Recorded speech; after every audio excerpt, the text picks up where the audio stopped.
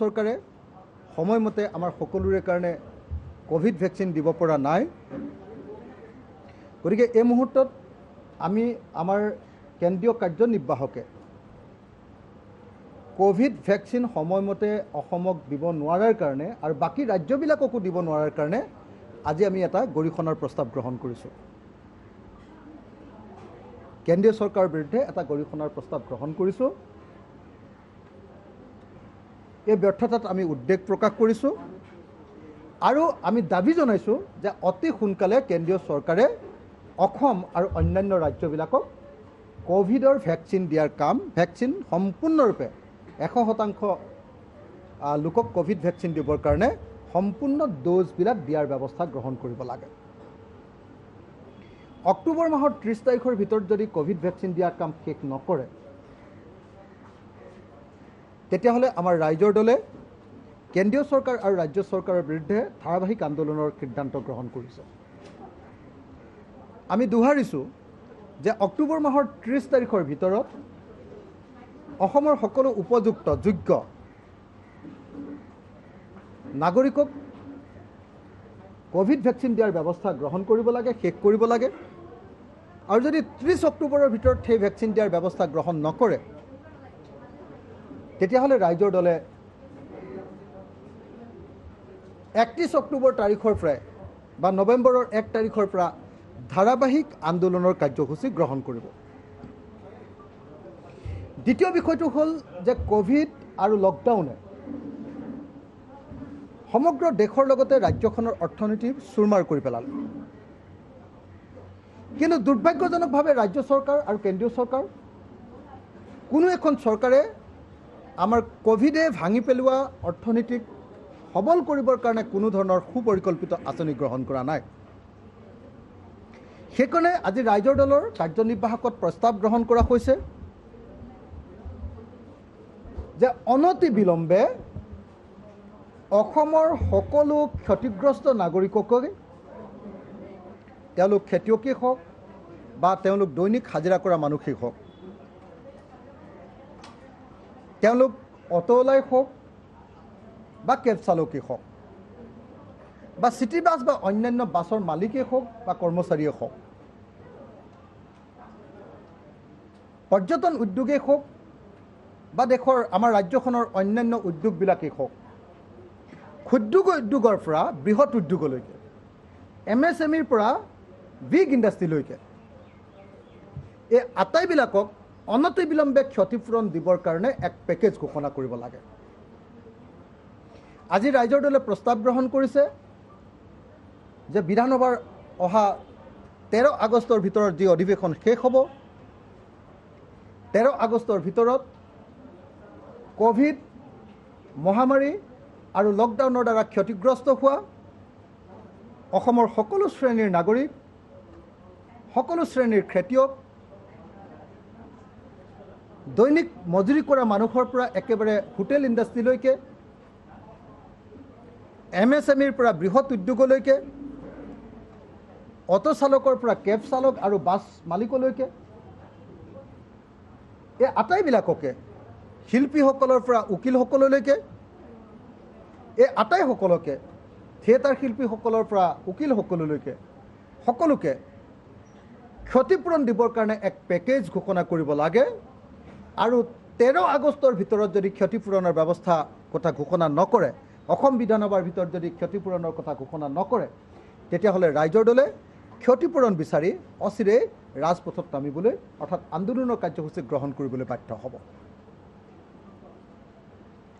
তেতিয়াহ'লে আমি এতিয়ালৈকে আপোনালোকক দুটা কথা ক'লোঁ, ৰিপিট কৰি দিব খুজিছোঁ। 1 নম্বৰ কথাটো হ'ল যে অহা 30 অক্টোবৰৰ ভিতৰত অসমৰ সকলো যোগ্য নাগৰিককে কোভিড ভেকচিন দিয়াৰ কাম শেষ কৰিব লাগে 30 অক্টোবৰ তাৰিখৰ ভিতৰত। অক্টোবৰ মাহৰ 30 তাৰিখৰ ভিতৰত যদি সকলো যোগ্য নাগৰিককে যদি কোভিড ভেকচিন দিয়াৰ কাম সমাপ্ত নকৰে তেতিয়াহ'লে ৰাইজৰ দলে 31 অক্টোবৰ তাৰিখৰ পৰা সমগ্ৰ ৰাজ্যজুৰি কেন্দ্ৰীয় চৰকাৰ আৰু ৰাজ্য চৰকাৰৰ বিৰুদ্ধে আন্দোলনৰ কাৰ্যসূচী গ্ৰহণ কৰিব। আৰু সমগ্ৰ অসম জুৰি এক ব্যাপক প্ৰচাৰ কাৰ্যসূচী গ্ৰহণ কৰিব। এই কথাটো মই প্ৰথমতে কৈ ল'লোঁ। দ্বিতীয় যিটো কথা আমি ক'ব খুজিছোঁ যে অহা 13 আগষ্ট তাৰিখৰ ভিতৰত, যিহেতু 13 আগষ্ট তাৰিখলৈকে যিহেতু অসম বিধানসভাৰ অধিৱেশন আছে, অসম বিধানসভাৰ অধিৱেশনৰ ভিতৰতেই অসম চৰকাৰে অসমৰ লকডাউনৰ দ্বাৰা ক্ষতিগ্ৰস্ত আৰু কোভিড মহামাৰীৰ দ্বাৰা ক্ষতিগ্ৰস্ত সকলো শ্ৰেণীৰ নাগৰিক, হাজিৰা কৰা মানুহ, খেতিয়কৰ পৰা আৰম্ভ কৰি একেবাৰে ইণ্ডাষ্ট্ৰিয়েলিষ্টলৈকে, উদ্যোগীলৈকে, বৃহৎ উদ্যোগীলৈকে, ক্ষুদ্ৰ উদ্যোগৰ পৰা ঘৰত সৰু সৰু যিবিলাক ক্ষুদ্ৰ উদ্যোগ আছে তাৰ পৰা একেবাৰে সৰ্ববৃহৎ উদ্যোগটোলৈকে, শিল্পীসকলৰ পৰা উকিললৈকে, অটো চালকৰ পৰা কেব চালকলৈকে বা বাছৰ মালিকসকললৈকে বা কৰ্মচাৰীসকললৈকে এই আটাইৰে কাৰণে ক্ষতিপূৰণ ঘোষণা কৰিব লাগে। আৰু যদি 13 আগষ্টৰ ভিতৰত বিধানসভাৰ ভিতৰত যদি এই ক্ষতিৰ কথা ঘোষণা নকৰে, ক্ষতিপূৰণৰ কথা ঘোষণা নকৰে, তেতিয়াহ'লে অচিৰেই ৰাইজৰ দলে ক্ষতিপূৰণ বিচাৰি সমগ্ৰ ৰাজ্যজুৰি প্ৰচাৰ অভিযান আৰু আন্দোলনৰ কাৰ্যসূচী গ্ৰহণ কৰিবলৈ বাধ্য হ'ব। তৃতীয় আটাইতকৈ গুৰুত্বপূৰ্ণ আৰু এটা কথা আমি আপোনালোকক ক'ব খোজোঁ যে আজিৰ আমাৰ কাৰ্যনিৰ্বাহকত প্ৰস্তাৱ গ্ৰহণ কৰা হৈছে যে অহা 31 আগষ্টৰ ভিতৰত আমাৰ সকলো বড়ো ধান বা আহু ধান, যাক ছামাৰ ৰাইচ বুলি কোৱা হয়, গ্ৰীষ্মকালীন ধান, সকলো গ্ৰীষ্মকালীন ধান যাতে FCI 31 আগষ্টৰ ভিতৰত ক্ৰয় কৰে। 31 আগষ্টটো ডেডলাইন, 31 আগষ্টৰ পাছত আৰু এই কামটো মানে ছামাৰ ৰাইচ ক্ৰয় কৰা নহয়। গতিকে অহা 31 আগষ্টৰ ভিতৰত যাতে অসমৰ প্ৰত্যেকজন খেতিয়কৰ বড়ো আৰু আহু ধান যাতে ক্ৰয় কৰে, তাৰ কাৰণে অসমৰ কৃষি বিভাগক আৰু অসম চৰকাৰক ব্যৱস্থা গ্ৰহণ কৰিবৰ কাৰণে আমি দাবী জনাইছোঁ। যদি 31 আগষ্টৰ ভিতৰত অসমৰ গ্ৰীষ্মকালীন ধান ক্ৰয় কৰাৰ ব্যৱস্থা গ্ৰহণ নকৰে, তেতিয়াহ'লে FCI আৰু অসমৰ কৃষি বিভাগৰ বিৰুদ্ধে ৰাইজৰ দলে প্ৰতিবাদী কাৰ্যসূচী গ্ৰহণ কৰিবলৈ বাধ্য থাকিব। এই 3টা ৰাজহুৱা বিষয় আজি ৰাইজৰ দলৰ কাৰ্যনিৰ্বাহকত আলোচনা হৈছে, প্ৰস্তাৱ গৃহীত হৈছে, চৰকাৰৰ ওচৰত উত্থাপন কৰিবলৈ সিদ্ধান্ত গ্ৰহণ কৰা হৈছে। আৰু চৰকাৰে যদি এই ক্ষেত্ৰত উপযুক্ত সঁহাৰি নিদিয়ে, তেতিয়াহ'লে তাৰ বিৰুদ্ধে প্ৰতিবাদী কাৰ্যসূচী পৰ্যন্ত গ্ৰহণ কৰিবৰ কাৰণে সিদ্ধান্ত গ্ৰহণ কৰা হৈছে। মই আকৌ এবাৰ ক'লোঁ, আজি মই জেলৰ পৰা ওলোৱাৰ পাছত যিহেতু ক'ভিড চলি আছিলে, গতিকে আমি কোনো সভা কৰিব পৰা নাছিলোঁ। এতিয়াও যিহেতু ক'ভিড বিধি অব্যাহত আছে, কেৱল কেইজনমান বিষয়ববীয়াৰ জৰিয়তে আমি কেন্দ্ৰীয় কাৰ্যনিৰ্বাহক সভা অনুষ্ঠিত কৰিছোঁ। আৰু সেই কাৰ্যনিৰ্বাহক সভাৰ এই প্ৰথম 3টা প্ৰস্তাৱ মই আপোনালোকৰ সন্মুখত ৰাজহুৱা কৰিলোঁ। আৰু কেইটামান সাংগঠনিক সিদ্ধান্ত আমাৰ হৈছে, ৰাইজৰ দলৰ সাংগঠনিক সিদ্ধান্ত। সেই সিদ্ধান্তৰ ভিতৰত 1 নম্বৰ সিদ্ধান্তটো হ'ল যে অহা 30 ছেপ্টেম্বৰৰ ভিতৰত আমাৰ মহিলাসকলৰ, আমাৰ মহিলা অসম মহিলা বল, অসম নাৰী বল বা অসম মহিলা বল নামৰ আমাৰ ৰাইজৰ দলৰ মহিলা সমিতি, মহিলা আমাৰ যিটো মানে আপোনাৰ শাখা, মহিলা শাখা তৈয়াৰ কৰিবৰ কাৰণে সিদ্ধান্ত লোৱা হৈছে। অহা 30 ছেপ্টেম্বৰৰ ভিতৰত আমাৰ যুৱ শাখাটো তৈয়াৰ কৰিবলৈ সিদ্ধান্ত লোৱা হৈছে। অসম যুৱ বল এই 30 ছেপ্টেম্বৰৰ ভিতৰত গঠন কৰিবলৈ সিদ্ধান্ত লোৱা হৈছে।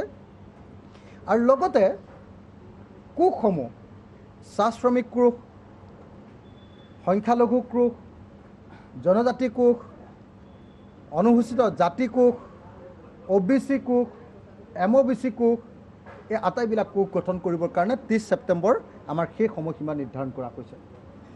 গতিকে অহা 30 ছেপ্টেম্বৰৰ ভিতৰত আমাৰ ৰাইজৰ দলৰ শাখা সমিতিসমূহ, মহিলা নাৰী শাখা, আৰু যুৱ শাখা আৰু কোষসমূহ গঠন কৰিবৰ কাৰণে সেই সময়সীমা নিৰ্ধাৰণ কৰা হৈছে আৰু এই সময়সীমাৰ ভিতৰত আমি এইবিলাক গ্ৰহণ কৰিম। আনহাতে উপ নিৰ্বাচন সম্পৰ্কে আমাৰ বিশদ আলোচনা হৈছে। উপ নিৰ্বাচন সম্পৰ্কত আমাৰ যি বিশদ আলোচনা হৈছে সেয়া হ'ল যে আমি উপ নিৰ্বাচনটো অসমৰ সকলো বিৰোধী শক্তিয়ে ঐক্যবদ্ধভাৱে খেলিব খোজোঁ। বিৰোধী শক্তি মানে কেৱল ইয়াৰ পৰা AIDF-ক আমি বাদ দিছোঁ। AIDF-ক আমি বিৰোধী শক্তিৰ লগত ল'ব নোখোজোঁ। তাৰ কাৰণটো হ'ল যে বিজেপিৰ নিচিনাকৈ AIDF এটা সাম্প্ৰদায়িক দল। বিজেপিক আমি সাম্প্ৰদায়িক ফেচিবাদী দল বুলি গণ্য কৰোঁ আৰু AIDF-ক আমি সাম্প্ৰদায়িক মৌলবাদী দল বুলি গণ্য কৰোঁ। আৰু AIDF দলটোক আমি কোনো পধ্যে সেইকাৰণে কেতিয়াও আমাৰ বিৰোধী শক্তিৰ লগত ল'ব নোখোজোঁ, কাৰণ এটা সাম্প্ৰদায়িক দলক লগত লৈ আন এটা সাম্প্ৰদায়িক দলক পৰাভূত কৰাটো কেতিয়াও নৈতিকভাৱে বা মানসিকভাৱে বা মতাদৰ্শগতভাৱে বা ৰাজনৈতিকভাৱে সেই কামটো কৰাটো কেতিয়াও সম্ভৱ নহয়।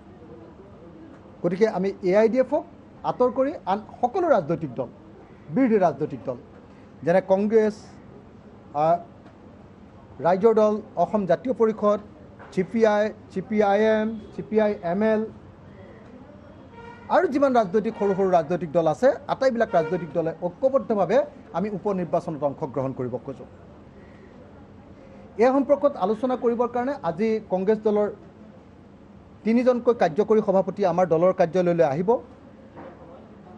4 বজাত নহয়, 5 বজাত। 5 বজাত আজি আমাৰ দলৰ কাৰ্যালয়লৈ আহিব। আমি দুটা বিষয়ত যে জনগণ বিৰোধী বিজেপি চৰকাৰৰ জনগণ বিৰোধী আৰু সাম্প্ৰদায়িক চিন্তাৰ বিৰুদ্ধে কেনেকৈ বিৰোধী শক্তিবিলাকে একেলগতে কাম কৰিব পাৰোঁ এই সম্পৰ্কে আলোচনা হ'ব আৰু উপ নিৰ্বাচন সম্পৰ্কে আলোচনা হ'ব। কেনেকৈ আমি অমৈহতীয়াভাৱে উপ নিৰ্বাচনত অংশগ্ৰহণ কৰিব পাৰোঁ। আমি বিচাৰিম যে সকলোৱে বিৰোধী শক্তিবিলাকে ঐক্যবদ্ধ হৈ আমি উপ নিৰ্বাচনত অংশগ্ৰহণ কৰোঁ আৰু এনে সাধাৰণতে উপ নিৰ্বাচনত শাসক দল জয়ী হয়, কিন্তু যদি সকলো বিৰোধী শক্তি আমি ঐক্যবদ্ধ হ'ব পাৰোঁ অন্ততঃ পক্ষেতো আধা চিটটো আমি দখল কৰিব পাৰিম। এইটো গেৰাণ্টি আছে, অন্ততঃ পক্ষে আধা চিট আমি দখল কৰিব পাৰিম। কথা পাতি আছোঁ। ৰেছপন্সটো প্ৰথমতে তেখেতসকলে আপোনালোকে জানেই যে ৰাজহুৱাকৈ ঘোষণা কৰিছিলে অকলশৰীয়াকৈ তেওঁলোকে নিৰ্বাচন খেলিম বুলি। গতিকে ডাইলগ এতিয়া আৰম্ভ হৈছে, আলোচনা আৰম্ভ হৈছে। গতিকে দেখা যাওক।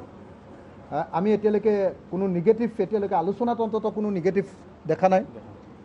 আলোচনাত এতিয়ালৈকে পজিটিভে দেখি আহিছোঁ আৰু আশা কৰিম যে এইটো হ'ব। আৰু যদি একেলগ নহয় কোনোবাই অকলে খেলিব খোজে তেতিয়াহ'লে বিজেপিক ৱাক অভাৰ দিয়া হ'ব।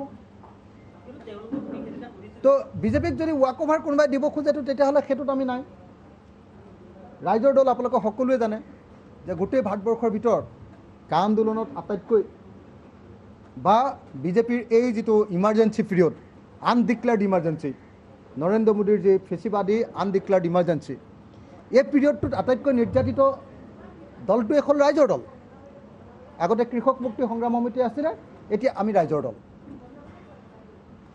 তো ময়ে চাগে ভাৰতবৰ্ষৰ আটাইতকৈ বেছি সময় বিজেপি চৰকাৰ দিনত জেলত থকা মানুহ। গতিকে আমি বিজেপিক কেনেকৈ পৰাভূত কৰিব লাগে তাৰ ৰণকৌশল আমি বুজি পাওঁ। সেইকাৰণে আমি বাৰম্বাৰ আহ্বান জনাইছোঁ যে বিৰোধী শক্তিবিলাক ঐক্যবদ্ধ হ'ব লাগে।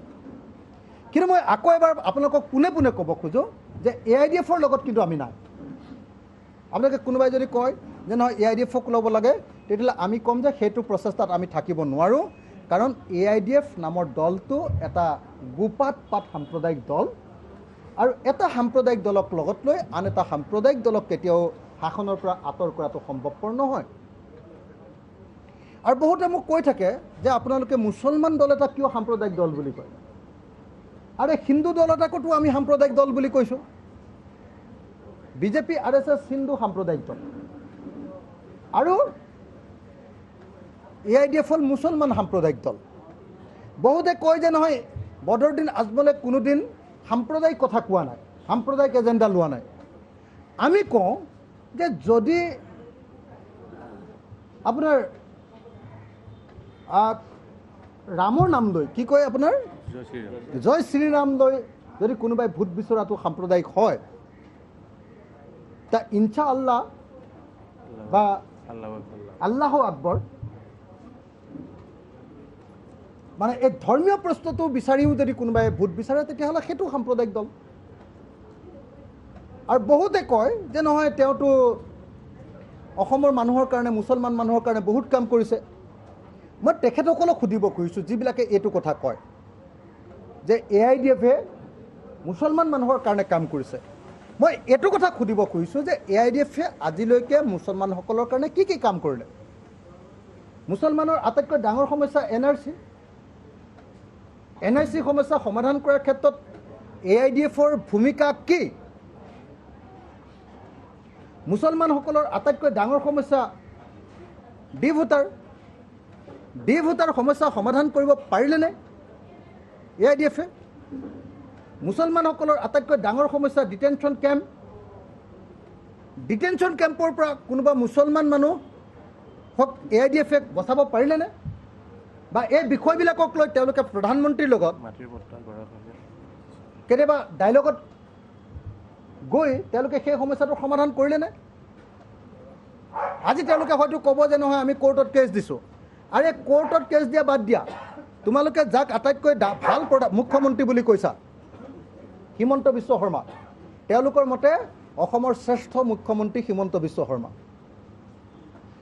শ্ৰেষ্ঠ মুখ্যমন্ত্ৰীজনৰ লগত কথা পাতি তোমালোকে ডি ভোটাৰ সমস্যা ডিটেনশ্যন কেম্পৰ সমস্যা তাৰপিছত আপোনাৰ NRC সমস্যা তোমালোকে সমাধান কৰিলানে কিন্তু তোমালোকেতো ঠিকেই কৰিলা যে হাঁচি খেতিৰ ওপৰত আগৰ খেতিৰ ওপৰত তোমালোকে যিটো বাধা আছিলে আগতে চৰকাৰে বাধা আছিলে ৰাস্তাত হাঁচি ধৰে যিটো বাধা নিষেধ আছিলে সেইটোতো ঠিকেই উঠাই ল'লা অৰ্থাৎ বদৰুদ্দিন আজমলে এইবাৰ হিমন্ত বিশ্ব শৰ্মা জয়ী হোৱাৰ পাছতে মুছলমান সমাজৰ কাৰণে একো কাম কৰিব পৰা নাই কিন্তু তেওঁ ঠিকেই তেওঁ ব্যৱসায় আগৰ ব্যৱসায়ৰ হাঁচিৰ ওপৰত থকা নিষেধাজ্ঞা উঠাই ল'লে আৰু যিদিনা হাঁচিৰ ওপৰত নিষেধাজ্ঞা তেওঁ উঠাই ল'লে সেইদিনাই বাহিৰত আহি বদৰুদ্দিন আজমলৰ ভাতৃয়ে বাহিৰত কৈ দিলে যে বিজেপি সাম্প্ৰদায়িক দল নহয় আগতে যে তেওঁলোকক আমি সাম্প্ৰদায়িক দল বুলি কৈছিলোঁ এইটো আছিলে নিৰ্বাচনী জুমলা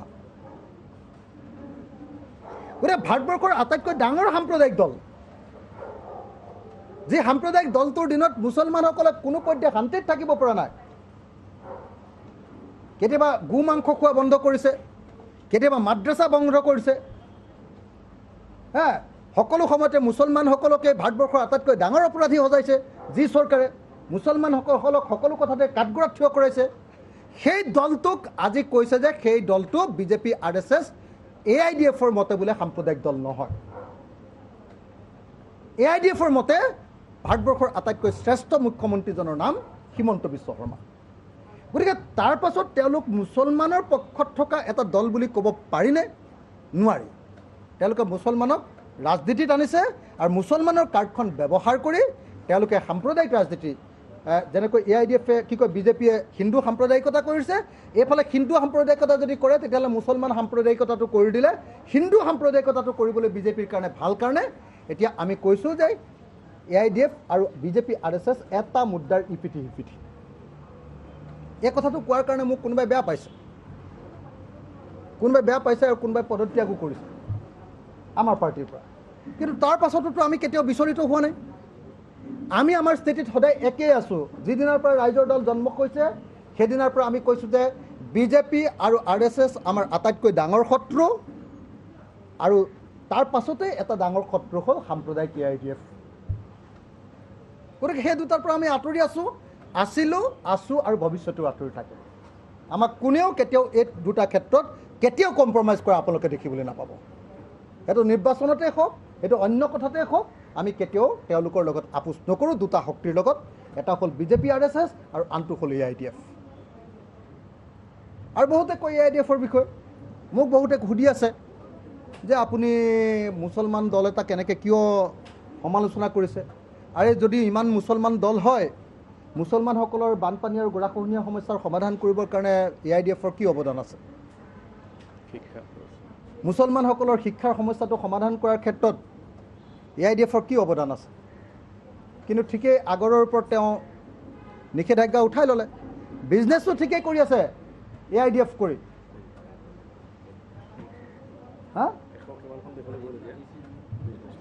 ব্যৱসায় আগতে 56খন দেশত আছিলে, আজমলৰ ব্যৱসায় এতিয়া আজমল গ্ৰুপৰ ব্যৱসায় এতিয়া 122খন দেশত হৈ গ'ল।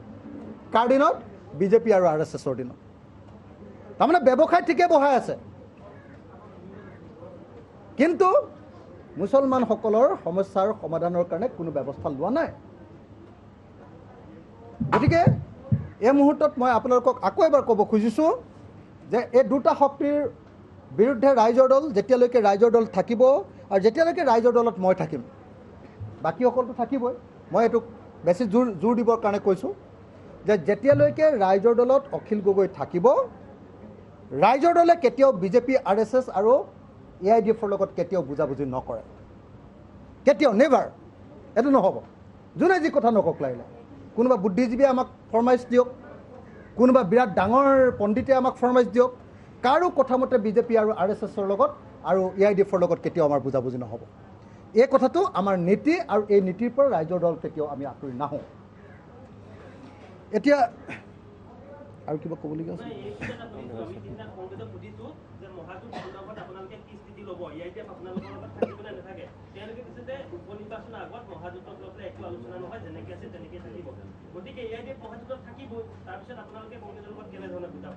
নহয়, এতিয়া কথাটো কংগ্ৰেছৰ লগত ডাইলগ বা আলোচনা আৰম্ভ হৈছে মাত্ৰ। মই যিসকল কংগ্ৰেছ নেতাক পাইছোঁ, বহুত কংগ্ৰেছ নেতাই কৈ আছে যে তেওঁলোকে AIDFৰ পৰা আঁতৰ হ'ব খোজে। গতিকে ৰাজনীতিত স্থায়ী বস্তু একো নাথাকে। ৰাজনীতিত বহু সময়ত এটা বস্তু স্থায়ী, ৰাইজৰ দলৰ এটা বস্তু স্থায়ী, ই কেতিয়াও বিজেপি, RSSৰ লগত নাথাকে, ই AIDFৰ লগত নাথাকে। কিন্তু বাকী বহুত দলৰ ক্ষেত্ৰত আমি দেখিছোঁ যে যদি AIDFৰ লগত আজি আছে, যদি কাইলৈ থাকে, তেতিয়াহ'লে আমি তেওঁলোকৰ লগত নাই, চিম্পুল অংক আমাৰ কাৰণে। কিন্তু ডাইলগ আলোচনা কৰাটো নিশ্চয় বাধা থাকিব নোৱাৰে। গতিকে কংগ্ৰেছৰ লগত আলোচনা আৰম্ভ হৈছে। কংগ্ৰেছৰ লগত আলোচনা ইতিবাচক দিশত গ'লে আমি CPIৰ লগত আলোচনা কৰিম, CPMৰ লগত আলোচনা কৰিম, CPI MLৰ লগত আলোচনা কৰিম, আৰু AJPৰ লগত আলোচনা কৰিম।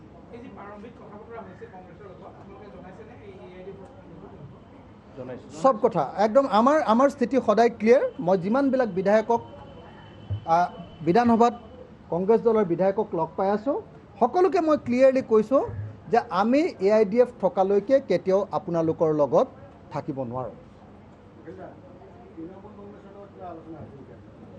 হয়, তৃণমূল কংগ্ৰেছৰ লগত আমাৰ ৰাইজৰ দলৰ আলোচনা দীৰ্ঘদিন ধৰি চলি আছে।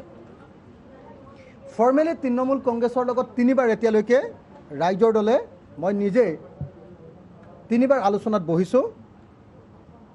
তৃণমূল কংগ্ৰেছৰ নেতৃবৰ্গৰ সৈতে আলোচনা হৈছে, আৰু তৃণমূল কংগ্ৰেছৰ নেতৃবৰ্গই কেৱল নহয়, তৃণমূল কংগ্ৰেছৰ নেতৃবৰ্গৰ লগত ভাৰতবৰ্ষৰ এজন নিৰ্বাচনী ষ্ট্ৰেটেজিষ্ট প্ৰশান্ত কিশোৰো সেই আলোচনাত বহিছে। এইটো আমি আপোনালোকৰ পৰা লুকুৱাই নাৰাখোঁ। আমাৰ ক্ষেত্ৰত কোনো কথাই লোকধাক নাথাকে, কিন্তু কাৰ লগত বহিছোঁ, কি কথা পাতিছোঁ, সেইটোতো আৰু আপোনালোকক কোৱা নহ'ব। কিন্তু আলোচনা হৈছে, এইটো আপোনালোকক আমি ক্লিয়াৰলি কৈছোঁ। মই পৰহি গৈছিলোঁ, পৰহি আকৌ আলোচনা হ'ল, কালি আকৌ আলোচনা হ'ল, আৰু কালি গধূলি মই আকৌ ঘূৰি আহিলোঁ। তৃণমূল কংগ্ৰেছৰ প্ৰস্তাৱটো আমাৰ প্ৰতি হ'ল যে ৰাইজৰ দলটো তৃণমূল কংগ্ৰেছৰ লগত যোগ হৈ যাব লাগে একেবাৰে, আৰু অসমত তৃণমূল কংগ্ৰেছৰ ৰাজ্যিক কমিটিৰ মই সভাপতি হ'ব লাগে। এইটো হ'ল তৃণমূল কংগ্ৰেছৰ পিনৰ পৰা আমালৈ পোনপটীয়া প্ৰস্তাৱ। আমি সেই প্ৰস্তাৱটো গ্ৰহণ কৰা নাই। আমি তেওঁলোকক ক'ব খুজিছোঁ যে ৰাইজৰ দল অসমীয়া জাতিৰ জাতীয় চেতনাৰ অংগ, আৰু ৰাইজৰ দলে এই মুহূৰ্তত অসমৰ জাতীয় আঞ্চলিক শক্তিটোক প্ৰতিনিধিত্ব কৰে, আৰু এই মুহূৰ্তত বিজেপি আৰু RSSৰ বিৰুদ্ধে অসমত যদি কোনোবা বিকল্প আছে বুলি ভাবে, অসমীয়া জাতিয়ে, অসমৰ মানুহে, সচেতন অসমীয়াই এতিয়া ৰাইজৰ দলকে গণ্য কৰে। সেই কথাটো আমি তৃণমূল কংগ্ৰেছৰ লগত কৈছোঁ, আৰু তেওঁলোকক কৈছোঁ যে আমি তৃণমূল কংগ্ৰেছৰ লগত কোঅৰ্ডিনেশ্যনত থাকিব খোজোঁ, একেলগতে ইউনাইটেড ফ্ৰণ্ট কৰিব খোজোঁ, কিন্তু আমি তৃণমূল কংগ্ৰেছত চামিল হ'ব নোখোজোঁ, বা মই তৃণমূল কংগ্ৰেছৰ সভাপতি হ'ব নোখোজোঁ। বৰং তৃণমূল কংগ্ৰেছৰ লগত লগ লাগি সমগ্ৰ ভাৰতবৰ্ষত আমি আঞ্চলিক শক্তিবিলাকৰ এখন ঐক্যমঞ্চ তৈয়াৰ কৰিব খোজোঁ। আপোনালোকে সকলোৱে জানে যে ৭৫ চনত যি ইমাৰ্জেঞ্চি হৈছিলে ডিক্লেয়াৰ কৰিছিলে কংগ্ৰেছে, তাৰ পাছত ভাৰতবৰ্ষৰ সকলো আঞ্চলিক শক্তিবিলাক ঐক্যবদ্ধ হ'বলৈ আৰম্ভ কৰিছিলে।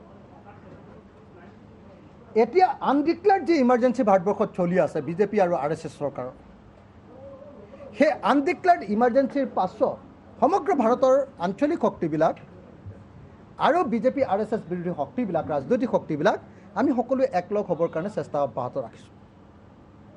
গতিকে ভাৰতবৰ্ষত আঞ্চলিক শক্তিবিলাকৰ এটা কনফেডাৰেশ্যন বনাবৰ কাৰণে অসমীয়া জাতিৰ প্ৰতিনিধি হিচাপে আমি যদি ৰাইজৰ দল থাকিব পাৰোঁ, বঙালী জাতিৰ প্ৰতিনিধি হিচাপে যদি TMC থাকে, তামিলসকলৰ প্ৰতিনিধি হিচাপে যদি DMK থাকে, তাৰ পাছত মহাৰাষ্ট্ৰৰ যদি প্ৰতিনিধি হিচাপে যদি শিৱসেনা থাকে, তেতিয়াহ'লে গোটেই ভাৰতবৰ্ষৰ যিমান আমি আঞ্চলিক শক্তি আছোঁ, এই আঞ্চলিক শক্তিবিলাকৰ কনফেডাৰেশ্যনেই ভৱিষ্যতৰ প্ৰধানমন্ত্ৰীজনক আমি ঠিক কৰি দিব পাৰে। গতিকে এই মুহূৰ্তত যদি প্ৰধানমন্ত্ৰী নৰেন্দ্ৰ মোদীক ক্ষমতাৰ পৰা আঁতৰ কৰিব লাগে, তেতিয়া মই ভাবোঁ যে ভাৰতবৰ্ষত এই আঞ্চলিক কনফেডাৰেশ্যনৰ প্ৰশ্নটো অত্যন্ত গুৰুত্বপূৰ্ণ। আৰু সেইকাৰণে আমি মমতা বেনাৰ্জীক সন্মুখত লৈ এতিয়ালৈকে মমতা বেনাৰ্জীক সন্মুখত লৈ যিহেতু মমতা বেনাৰ্জীয়ে সাংঘাতিক ধৰণে পৰাভূত কৰিছে বিজেপি RSSক আৰু তেওঁ প্ৰত্যাহ্বান জনাব পাৰিছে আৰু প্ৰতিৰোধ কৰিব পাৰিছে, মমতা বেনাৰ্জীক প্ৰধানমন্ত্ৰীৰ প্ৰাৰ্থী হিচাপে আগত লৈ আমি ভাৰতবৰ্ষৰ সমগ্ৰ আঞ্চলিক শক্তিবিলাকে হয়তো তাৰ পাছত কংগ্ৰেছৰ লগত আলোচনা হ'ব, অন্যান্য CPM এই দলবিলাকৰ লগত আলোচনা হ'ব, কিন্তু প্ৰথমতে আমি সকলো আঞ্চলিক শক্তিবিলাকৰ এটা কনফেডাৰেশ্যন কৰিব খুজিছোঁ। আৰু আপোনালোকে কি ভাবে, গোটেই ভাৰতবৰ্ষৰ আঞ্চলিক শক্তিবিলাকৰ যদি কনফেডাৰেশ্যন হয়, ৰাইজৰ দল তাত পাৰ্ট হোৱাটো উচিত বুলি ভাবে নে নাভাবে? এইটোতো উচিত হ'ব নহয় জানো? আমি সকলোৱে লগ লাগি যদি গোটেই ভাৰতবৰ্ষৰ আঞ্চলিক শক্তিবিলাক কৰিব খোজোঁ আৰু কাইলৈ যদি আঞ্চলিক শক্তিবিলাকে প্ৰধানমন্ত্ৰী কোন হ'ব ঠিক কৰিব পাৰে, চৰকাৰ তৈয়াৰ কৰে আৰু ৰাইজৰ দল যদি তাৰ পাৰ্ট হয়, তেতিয়াহ'লেতো আমি অসমৰ কাৰণে সাংঘাতিক ধৰণৰ বস্তু কেন্দ্ৰীয় চৰকাৰৰ পৰা উলিয়াই আনিব পাৰিম। গতিকে সেই প্ৰক্ৰিয়াৰ কাম আমাৰ চলি আছে আৰু অচিৰেই আপোনালোকে দেখিবলৈ পাব যে গোটেই ভাৰতবৰ্ষৰ আঞ্চলিক শক্তিবিলাক ঐক্যবদ্ধ হ'ব আৰু আঞ্চলিক শক্তিবিলাকৰ ঐক্যবদ্ধ এই ৰাজনৈতিক প্ৰক্ৰিয়াৰ মাজেদি আমি ভাৰতবৰ্ষৰ পৰা বিজেপি আৰু RSSক সম্পূৰ্ণৰূপে হটাই দিবলৈ চেষ্টা কৰিম।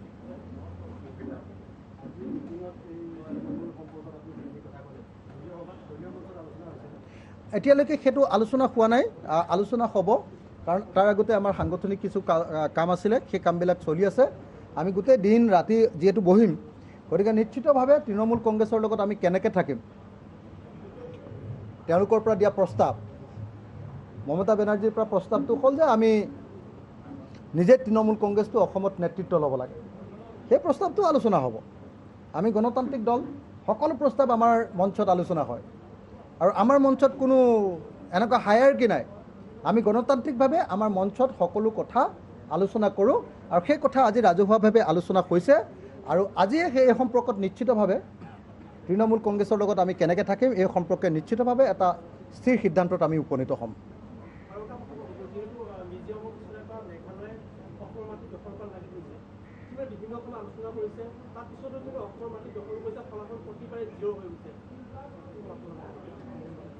আমাৰ AIDF-এ ঘোষণা কৰা ভাৰতবৰ্ষৰ সৰ্বশ্ৰেষ্ঠ মুখ্যমন্ত্ৰী, AIDF-ৰ মুখ্যমন্ত্ৰী মানে সৰ্বশ্ৰেষ্ঠ হিমন্ত বিশ্ব শৰ্মাৰ দিনত আপোনালোকে দেখিছে যে সীমা সমস্যাটো আগতকৈ বেছি একিউট, বেছি গভীৰ হৈ পৰিছে। আগতে 3খন ৰাজ্যৰ লগত আমাৰ সীমাৰ কাজিয়া আছিলে, নাগালেণ্ড, অৰুণাচল প্ৰদেশ আৰু মেঘালয়। আমাৰ নতুন মুখ্যমন্ত্ৰীজন অহাৰ লগে লগে সেইটো 4খন ৰাজ্যৰ লগত হৈ গ'ল। অথচ তেওঁলোকে কৈ থাকে যে নহয় তেওঁ নেডাৰ আহ্বায়ক, গোটেই উত্তৰ পূৰ্বাঞ্চলৰ বোলে নেতা। উত্তৰ পূৰ্বাঞ্চলৰ নেতাজনৰ মুখ্যমন্ত্ৰী থাকোঁতেই আৰু AIDF-ৰ মতে সৰ্বশ্ৰেষ্ঠ মুখ্যমন্ত্ৰী ভাৰতবৰ্ষৰ, সেই সৰ্বশ্ৰেষ্ঠ মুখ্যমন্ত্ৰীজন থাকোঁতেই আজি মিজোৰামে মাটি দখল কৰিছে, আকৌ মেঘালয়ে মাটি দখল কৰিছে। একদম গুৱাহাটীত আহি মেঘালয়ে বোলে বগা চিন দি দিছেহি। ছজন আৰক্ষী আৰু এজন চিভিলিয়ানক হত্যা কৰিছে মিজোৰামে। এই ঘটনাটোৰ পাছত মুখ্যমন্ত্ৰী হিচাপে আচলতে হিমন্ত বিশ্ব শৰ্মাই পদত্যাগ কৰা উচিত আছিলে। কিন্তু তেওঁতো আপুনি জানে যে গাদীৰ কাৰণে কেনেকুৱা ধৰণৰ লোভীয়া মানুহ, যাৰ একমাত্ৰ সপোনেই জীৱনৰ একমাত্ৰ সপোনেই মুখ্যমন্ত্ৰী, যাৰ পত্নীয়েও কয় যে প্ৰথমবাৰ চিনাকি হওঁতেই যাৰ জীৱনৰ লক্ষ্য অসমৰ মুখ্যমন্ত্ৰী হোৱা বুলি কয়। এনেকুৱা উচ্চাকাংক্ষী মানুহটো আমি অসমত বা ভাৰতবৰ্ষত ক'তো দেখাও নাছিলোঁ, শুনাও নাছিলোঁ।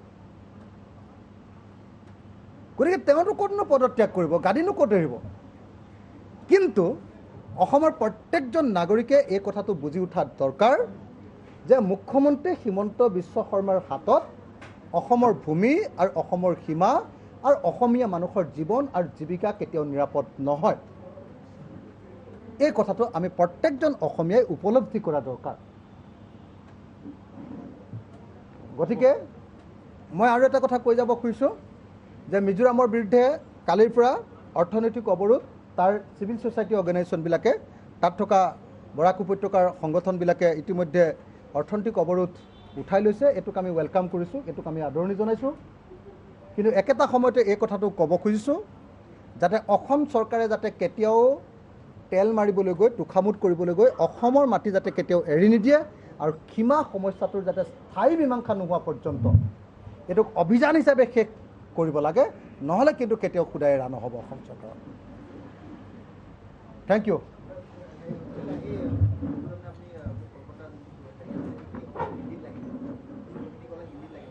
বৰ ভাল হিন্দী ক'ম আৰু। हाँ, तृणमूल कांग्रेस का चीफ ममता बनर्जी ने हम लोग को इनवाइट किया था डिस्कस करने के लिए।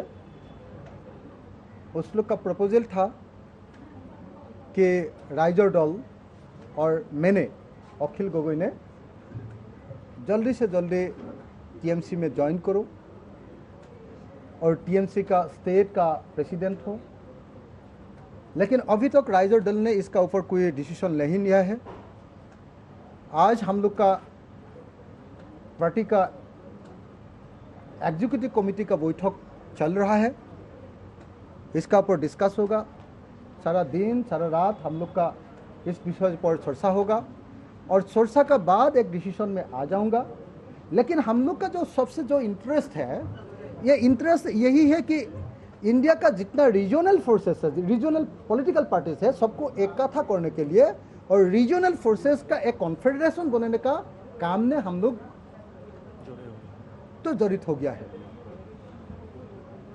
हम लोग का जो सहमत है, ये सहमत यही है कि हम लोग राइजर दल ने, हम लोगों ने इंडिया का जितना रीजनल पॉलिटिकल पार्टीज है सबका साथ मिलके एक रीजनल कॉन्फेडरेशन बना लो और इस कॉन्फेडरेशन का लीडर रूप से ममता बनर्जी को हम लोग प्रोजेक्ट करो और हम लोग सब मिल के नरेंद्र मोदी जी को, वो जो fascist communal prime minister Narendra Modi को हम लोग गाड़ी से हटा लो और 2024 में हम लोग एक दूसरा एक नया प्रधानमंत्री इंडिया के लिए हम लोग आप निर्वाचित इलेक्टेड करो। इसीलिए हम लोग काम कर रहा हूँ। और आप लोग जानते हो कि आसाम का लोग तो पहले से स्वाधीनता पूर्व से हम लोगों ने फेडरलिज्म के लिए, फेडरल स्ट्रक्चर के लिए, इंडियन कॉन्स्टिट्यूशन का फेडरल स्ट्रक्चर के लिए, इंडियन व्यवस्था का फेडरल स्ट्रक्चर के लिए आसामीज लोग, आसाम का लोग हम लोग लड़ाई कर रहा हूँ। और हम लोग का अभी का जो इनिशिएटिव है, जो रीजनल फोर्सेस को इकट्ठा करने का जो इनिशिएटिव है, ये इनिशिएटिव भी फेडरलिज्म के लिए इनिशिएटिव है। इसीलिए हम लोग ममता दी को धन्यवाद करता हूँ कि ममता दी ने हम लोग को 3 बार अभी तक बुलाया है। हम लोग का साथ टीएमसी का लीडर्स का बातचीत हो गया है और इस बातचीत के बाद आज हम लोग निर्णय लेने के लिए मीटिंग भी बुलाया हूँ। लेकिन हम लोग का सबसे बड़ा जो आशा है कि हम लोग आशा करता हूँ कि जल्दी से जल्दी इंडिया का रीजनल पॉलिटिकल पार्टीज का एक कॉन्फेडरेशन बने। Thank you. মোৰ হিন্দী উলিয়ালে তহঁতি মোক হাঁহি উঠাৰ পাত্ৰ কৰিব খুজিছ না।